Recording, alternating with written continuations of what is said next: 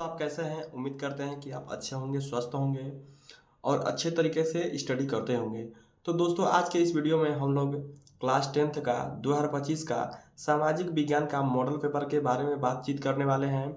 जो बच्चे 2026 की बोर्ड एग्जाम की तैयारी कर रहे हैं, उनके लिए ये मॉडल पेपर थोड़ा सा हेल्प मिल सकता है। ठीक है, तो देख लेते हैं कि कैसे कैसे क्वेश्चन, ऑब्जेक्टिव क्वेश्चन और जो लॉन्ग क्वेश्चन है, ठीक है, उस किस तरह से चैप्टर वाइज कौन सा चैप्टर से पूछा है।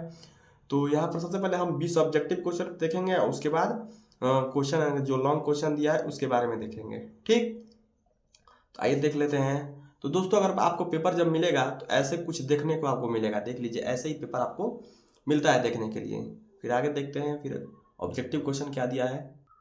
तो यहाँ से देखिए, दिया है पहला कि निम्नलिखित में से किसने 1860 ईस्वी में दक्षिण इटली की तरफ एक्सपीडिशन ऑफ द 1000 लोगों का अभियान का नेतृत्व किया था। इसमें आपको 4 ऑप्शन दिया जाएगा। पहला है गैरीबाल्डी, बी है काउर, तीसरा है मैजनी और 4 नंबर पे है बिस्मार्क। इसका ऑप्शन जो है दोस्तों, ये ऑप्शन सही हो जाएगा गैरीबाल्डी। फिर दूसरा देख लेते हैं क्या दिया है। तो दोस्तों, दूसरा दिया है कि 1932 ईस्वी में पूना पैक्ट किन दो नेताओं के बीच हुआ। पहला है महात्मा गांधी और सरदार वल्लभ भाई पटेल, दूसरा है महात्मा गांधी और जवाहरलाल नेहरू, तीसरा है जवाहरलाल नेहरू और सुभाष चंद्र बोस और 4 नंबर में दिया है महात्मा गांधी और डॉक्टर भीमराव अंबेडकर जी। तो दोस्तों, इसका ऑप्शन जो हो जाएगा डी ऑप्शन सही है, महात्मा गांधी और डॉक्टर भीमराव अंबेडकर जी। आगे देख लेते हैं। फिर आगे दिया है 3 नंबर में कि बेल्जियम में केंद्रीय और राज्य सरकारों के अलावा एक तीसरे स्तर की सरकार भी काम करती है। इसे किस नाम से जाना जाता है? ए प्रांतीय सरकार, बी स्थानीय सरकार, सी सामुदायिक सरकार और डी क्षेत्रीय सरकार। इसका ऑप्शन जो दोस्तों सी ऑप्शन सही हो जाएगा, सामुदायिक सरकार। ठीक है, आगे देखते हैं। आगे 4 नंबर में दिया है संघात्मक शासन प्रणाली में शक्तियों का विभाजन निम्नलिखित में से किनके मध्य होता है? ए केंद्र और राज्य, बी व्यवस्थापिका और कार्यपालिका, सी व्यवस्थापिका और न्यायपालिका, डी कार्यपालिका और न्यायपालिका। तो दोस्तों, इसका ऑप्शन ए सही हो जाएगा, केंद्र और राज्य। आगे देख लेते हैं 5 नंबर में क्या पूछा है। तो 5 नंबर में पूछा है कि महिला आरक्षण अधिनियम 2023 द्वारा लोकसभा और राज्य विधानसभाओं में महिलाओं के लिए कितने प्रतिशत सीटों का आरक्षण दिया जाएगा? A option 50, B option 30, C option 23 और डी ऑप्शन 33। तो इसका ऑप्शन सी सही हो जाएगा, 23। फिर आगे देखिए 6 नंबर में पूछा है कि निम्नलिखित में से कौन से राजनीतिक दल के प्रमुख हिस्से हैं? ए ऑप्शन नेता, बी ऑप्शन सक्रिय सदस्य, सी ऑप्शन अनुयायी और डी ऑप्शन इनमें से सभी। तो इसका दोस्तों राइट आंसर डी हो जाएगा, इनमें से सभी। ज़्यादातर बच्चे जो डी ऑप्शन इनमें से सभी दिया है, ज़्यादा ही यह बार सही हुआ है। ठीक है, तो फिर आगे देख लेते हैं। 7 नंबर में पूछा है कि व्यक्ति की गरिमा और नागरिकों में समानता को बढ़ावा देने वाली राजनीतिक व्यवस्था निम्नलिखित में से कौन सी है? ए ऑप्शन राजतंत्र, बी ऑप्शन लोकतंत्र, सी ऑप्शन तानाशाही, डी ऑप्शन इनमें से कोई नहीं। तो इसका ऑप्शन बी सही हो जाएगा, लोकतंत्र। फिर आगे देखिए 8 नंबर में किस संधि के द्वारा यूनान को एक स्वतंत्र राष्ट्र के रूप में मान्यता मिली? ए पेरिस की संधि, बी वियना की संधि, सी वर्साई की संधि, डी कुस्तुनतुनिया की संधि। इसका ऑप्शन डी ही सही हो जाएगा। ठीक है, आगे देख लेते हैं फिर क्या दिया है। तो यहाँ पर देखिए 9 नंबर में दिया है भारत माता की विख्यात छवि को किसने चित्रित किया था? A option Rabindranath Tagore, B option Bankim Chandra Chatterjee, C option Avindranath Tagore, D option Raja Ravi Varma. इसका ऑप्शन सी सही हो जाएगा, अविंद्रनाथ टैगोर। फिर आगे देखते हैं 10 नंबर में पूछा है 1920 में कांग्रेस के किस अधिवेशन में असहयोग कार्यक्रम को स्वीकृति मिली? ए ऑप्शन कराची अधिवेशन, बी ऑप्शन मद्रास अधिवेशन, सी ऑप्शन दिल्ली अधिवेशन, डी ऑप्शन नागपुर अधिवेशन।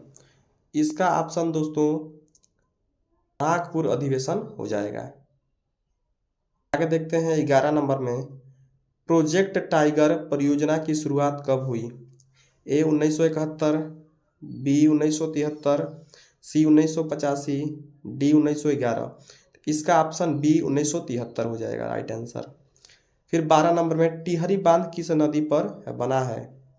ए नर्मदा, बी भागीरथी, सी कोसी, डी कृष्णा। तो दोस्तों इसका जो राइट आंसर हो जाएगा वो हो जाएगा बी ऑप्शन भागीरथी। फिर आगे देखिए 13 नंबर में पूछा है कि निम्नलिखित में से कौन सी फसल मोटे अनाज के अंतर्गत आती है? ए ऑप्शन जौ, बी ऑप्शन गेहूं, सी ऑप्शन बाजरा और डी ऑप्शन चावल। इसका सी ऑप्शन सही हो जाएगा, बाजरा जो है वो कौन सी फसल मोटे अनाज में आता है। ठीक है, तो 14 नंबर में दिया है निम्नलिखित में से कौन सा खनिज अधात्विक है? ए ऑप्शन अभ्रक, बी ऑप्शन लौह अयस्क, सी ऑप्शन सोना और डी ऑप्शन बॉक्साइट। इसका ऑप्शन ए सही हो जाएगा अभ्रक। फिर 15 नंबर में पूछा है कि निम्नलिखित में से कौन ऊर्जा स्रोत गैर परंपरागत है? ए ऑप्शन दिया है कोयला, बी ऑप्शन दिया है पेट्रोलियम, सी ऑप्शन दिया है पवन ऊर्जा और डी ऑप्शन दिया है प्राकृतिक गैस। तो इसका ऑप्शन सी सही हो जाएगा पवन ऊर्जा। फिर 16 नंबर में क्या दिया है? इसमें प्रश्न दिया है कि निम्नलिखित में से किसका कार्य अर्थव्यवस्था के द्वितीयक क्षेत्र के अंतर्गत आता है? ए कुम्हार, बी शिक्षक, सी कृषक, डी मछुआरा। इसका ऑप्शन ए सही हो जाएगा कुम्हार। आगे देख लेते हैं। विश्व में मानव विकास सूचकांक 2016 के अनुसार निम्नलिखित में से कौन सा देश निम्नतम स्तर पर था? ए बांग्लादेश, बी श्रीलंका, सी भारत, डी नेपाल। इसका ऑप्शन बी सही हो जाएगा श्रीलंका। फिर 18 नंबर में पूछा है कि निम्नलिखित में से किस राज्य में शिशु मृत्यु दर सबसे अधिक है? A option Bihar, B option Madhya Pradesh, C option Kerala और डी ऑप्शन हरियाणा। इसका बी ऑप्शन सही हो जाएगा मध्य प्रदेश। फिर 19 नंबर में पूछा है कि वैश्वीकरण का प्रभाव निम्नलिखित में से किस पर विपरीत पड़ा है? ए धनी वर्ग, बी कुशल वर्ग, सी शिक्षित वर्ग, डी श्रमिक वर्ग। इसका ऑप्शन डी सही हो जाएगा श्रमिक वर्ग। 20वां प्रश्न पूछा है कि सूचना पाने का अधिकार आरटीआई कब लागू हुआ? ए 1991, बी 2001, सी 2005 और डी ऑप्शन 1998। इसका सी ऑप्शन सही हो जाएगा 2005। तो दोस्तों हम लोगों ने 20 ऑब्जेक्टिव क्वेश्चन देख लिया जो कि ये काफ़ी ही मोस्ट इम्पोर्टेंट है, इसको जरूर याद करके जाइएगा। फिर आगे देख लेते हैं कि लॉन्ग क्वेश्चन क्या क्या पूछा है। तो देखिए यहाँ से पूछा गया है लॉन्ग क्वेश्चन कि उदारवाद से आप क्या समझते हैं, इसकी प्रमुख विशेषताओं का वर्णन करें। दोस्तों ये पूछा जो प्रश्न है जो पूछा गया है वो 4 नंबर के लिए पूछा गया है। अगर आपको ये आ रहा है उदारवाद से आप क्या समझते हैं, इसकी प्रमुख विशेषताओं का वर्णन करें, तो लिख दीजिए इसका आंसर। नहीं आ रहा तथा हम एक और दिया है उसको कर सकते हैं, जलियांवाला बाग हत्याकांड पर एक संक्षिप्त टिप्पणी लिखिए। दोनों में से किसी एक को करेंगे तो आपको 4 नंबर पूरा मिल जाएगा। फिर दूसरा देख लीजिए क्या पूछा है। पूछा है कि लोकतंत्र से आप क्या समझते हैं, यह शासन की अन्य व्यवस्थाओं से क्यों बेहतर है। ये भी दोस्तों 4 नंबर के लिए पूछा गया है। इसमें भी अथवा करके एक और पूछा है, भारतीय संविधान में धर्मनिरपेक्षता से संबंधित कौन से प्रभाव किए गए हैं। ये भी 4 नंबर के लिए।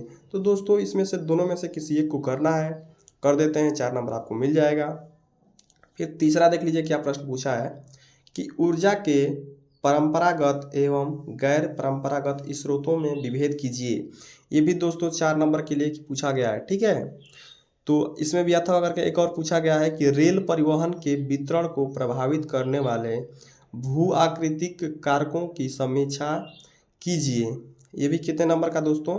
तो ये भी यानी कि दोनों में से किसी एक को करना है तो 4 नंबर का आपको मिल जाएगा। ये भी 4 नंबर का पूछा है। फिर आगे देख लेते हैं 4 नंबर प्रश्न में क्या पूछा है। यहाँ पर देखिए 4 नंबर में पूछा है कि वैश्वीकरण का भारत में क्या प्रभाव पड़ा है, किन्हीं 4 बिंदुओं पर प्रकाश डालिए। ये दोस्तों पूछा है जो क्वेश्चन 4 नंबर के लिए पूछा है। अगर आपको आ रहा है तो कर दीजिए, नहीं आ रहा है तो अथवा में एक और दिया है कि ऋण के औपचारिक एवं अनौपचारिक स्रोतों की तुलना कीजिए। दोनों में से किसी एक को कर देंगे, 4 नंबर आपको मिल जाएगा। फिर आगे देखिए 5 नंबर में क्या पूछा है। तो 5 नंबर में पूछा है कि नेपोलियन कौन था, उसके द्वारा किए गए सुधारों का वर्णन कीजिए। दोस्तों ये पूछा है 6 नंबर के लिए। 5वां प्रश्न थोड़ा सा गौर से पढ़िएगा और अच्छे तरीके से इसको याद भी कर लीजिएगा। फिर आगे दिया है अथवा में, अगर आपको ऊपर वाला नहीं आ रहा था अथवा में एक और दिया है कि सविनय अवज्ञा आंदोलन की सीमाओं पर एक संक्षिप्त निबंध लिखिए। तो दोनों में से किसी एक को करेंगे, आपको 6 नंबर पूरा मिल जाएगा। फिर आगे देखिए 5 नंबर में हो गया। 6 नंबर में क्या प्रश्न पूछा है देख लेते हैं। देखिए यहाँ पर 6 नंबर में पूछा है कि आधुनिक लोकतांत्रिक व्यवस्थाओं में सत्ता की साझेदारी के विविध रूपों की विवेचना कीजिए। दोस्तों ये भी कितने नंबर का, तो 6 नंबर का पूछा है। इसमें भी अथवा करके एक और दिया है, अगर आपको ऊपर वाला आ रहा है तो कर दीजिए, नहीं आ रहा तो इसको कर सकते हैं। इसमें पूछा है कि भारतीय राजनीति में जाति की भूमिका की विवेचना कीजिए। तो दोनों में से किसी एक का कर देंगे तो 6 नंबर आपको मिल जाएगा। ठीक, आगे देख लेते हैं फिर क्या प्रश्न पूछा है 7 नंबर में। तो यहाँ से 7 नंबर में पूछा है कि भू संसाधन को परिभाषित कीजिए एवं भारत में भू उपयोग प्रारूप की समीक्षा कीजिए। कितने नंबर का, तो दोस्तों ये भी 6 नंबर का। आ रहा है तो कर दीजिए, नहीं आ रहा तथा हमें एक और दिया है कि भारत के कुछ भागों में जल दुर्लभता एक गंभीर समस्या है, समीक्षा कीजिए एवं इसके समाधान हेतु कोई 4 उपाय सुझाइए। तो दोनों में से किसी एक को कर देंगे, 6 नंबर आपको मिल जाएगा। फिर आगे देखिए 8 नंबर में क्या पूछा है कि भारतीय अर्थव्यवस्था के तृतीयक क्षेत्र में कौन सी गतिविधियां सम्मिलित है, इस क्षेत्र के बढ़ते महत्व की समीक्षा कीजिए। तो दोस्तों ये भी कितने नंबर का है, तो 6 नंबर का पूछा गया है। अगर आपको आ रहा है तो कर दीजिए, नहीं आ रहा था अथवा में एक और दिया है कि उपभोक्ता अधिकार पर टिप्पणी लिखिए। आप इसको लिख सकते हैं, यानी दोनों में से किसी एक को करेंगे 6 नंबर आपको पूरा मिल जाएगा। फिर आगे देखिए प्रश्न क्या पूछा है। तो दोस्तों यहाँ पर देखिए आप प्रश्न जो पूछ रहा है वो मानचित्र से संबंधित प्रश्न पूछेगा। तो यहाँ पर देखिए 9 नंबर में पूछा है कि निम्नलिखित स्थानों को भारत के लिए दिए गए रेखा मानचित्र में चिन्ह द्वारा नाम सहित दर्शाइए। सही नाम तथा अंकन के लिए 1/2 अंक निर्धारित है। यानी कि आप अगर सही नाम लिखते हैं तो आधा नंबर मिलेगा और सही दर्शाएंगे चिन्ह द्वारा तो आपको आधा नंबर, यानी टोटल 1 नंबर एक प्रश्न के लिए मिलेगा। तो प्रश्न दिया है कि वह स्थान जहां नील की खेती करने वाले किसानों का आंदोलन हुआ था। ठीक, ये पहला प्रश्न है। दूसरा है कि वह स्थान जहां सूती मिल श्रमिकों ने सत्याग्रह किया था। तीसरा है कि वह स्थान जहां दिसंबर 1920 में कांग्रेस का अधिवेशन हुआ था।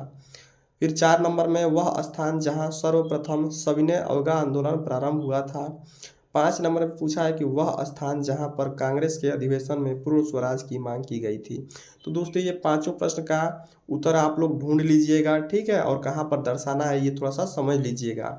फिर आगे देखते हैं प्रश्न क्या पूछा है। तो देखिए यहाँ पर वो 9A दिया था, अब यहाँ 9B दिया है। दिए गए भारत के रेखा मानचित्र में निम्नलिखित को दर्शाइए। तो ये देखिए प्रश्न दिया है ताप्ती नदी नाम सहित चिन्ह द्वारा। दूसरा राजस्थान की राजधानी नाम सहित चिन्ह द्वारा। तीसरा कांडला बंदरगाह नाम सहित चिन्ह द्वारा। चौथा पूछा है कार्बेट राष्ट्रीय उद्यान नाम सहित चिन्ह द्वारा। 5वां अरावली श्रेणी नाम सहित चिन्ह द्वारा। तो ये भी 1-1 नंबर का है। पांचों प्रश्न को याद कर लीजिएगा, समझ लीजिएगा कैसे होगा। फिर यहाँ पर देखिए 9A पूछा है और ऊपर लिखा है केवल दृष्टिबाधित परीक्षार्थियों के लिए मानचित्र कार्य के लिए विकल्प के रूप में। इसमें बोला है कि किस स्थान पर नील की खेती करने वाले किसानों का आंदोलन हुआ था। दूसरा है सूती मिल श्रमिकों ने कहां पर सत्याग्रह किया था। तीसरा है किस स्थान पर दिसंबर 1920 में कांग्रेस का अधिवेशन हुआ था। 4 नंबर में है किस स्थान पर सर्वप्रथम सविनय अवज्ञा आंदोलन प्रारंभ हुआ था। 5 नंबर में है किस स्थान पर कांग्रेस के अधिवेशन में पूर्ण स्वराज की मांग सर्वप्रथम की गई थी। ये पांचों प्रश्न भी आप लोग याद कर लीजिएगा, जो केवल दृष्टिबाधित परीक्षार्थियों के लिए मानचित्र का कार्य करना है। ठीक, आगे देखते हैं। अब यहाँ पर देखिए 9B दिया है कि निम्नलिखित प्रश्नों के उत्तर अपनी उत्तर पुस्तिका में लिखिए, मानचित्र का प्रयोग न कीजिए। पहला है कि ताप्ती नदी किस सागर में गिरती है। दूसरा है राजस्थान की राजधानी का नाम क्या है। तीसरा है कांडला बंदरगाह भारत में किस तट पर स्थित है। 4 नंबर में है कार्बेट राष्ट्रीय उद्यान कहाँ है। और 5 नंबर में है अरावली श्रेणी कहाँ है। तो दोस्तों उम्मीद करते हैं कि आप लोगों ने प्रश्न देखा होगा, समझा होगा कि कहाँ कहाँ से क्वेश्चन पूछा है। तो आप इसके हिसाब से भी थोड़ा सा तैयारी कर लीजिएगा और जो मोस्ट इम्पोर्टेंट क्वेश्चन है उसको थोड़ा सा ज़रूर रट लीजिएगा। ठीक।